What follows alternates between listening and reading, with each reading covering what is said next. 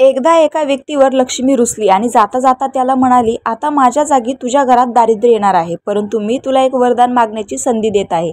तुझी इच्छा असेल ते माग. तो माणूस खूप समजूतदार होता. तो म्हणाला, जर दारिद्र्य येणारच असेल तर त्याला कोणी थांबवू शकत नाही. बस फक्त त्याला म्हणावं, माझ्या परिवारात एकमेकांत प्रेम आणि जिव्हाळा राहू दे. लक्ष्मी तथास्तु म्हणाली आणि निघून गेली. काही दिवसानंतर धाकटी सून स्वयंपाक बनवत होती. तिनं भाजीला मीठ मसाला टाकला आणि दुसरं काम करायला निघून गेली.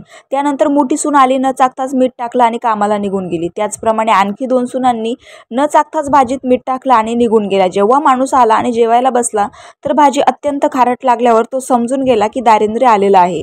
त्यानं काही न बोलता जेवण केलं आणि तोही निघून गेला. त्यानंतर मोठा मुलगा जेवायला बसला तेव्हा खारट लागल्यावर नंतर विचारलं, बाबांनी जेवण केलं का? तेव्हा बायकोनं हो म्हटलं.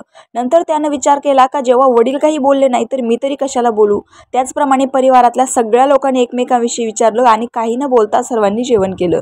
संध्याकाळी दारिद्र्य त्या माणसासमोर आलं आणि म्हणालं, मी निघून चाललो आहे.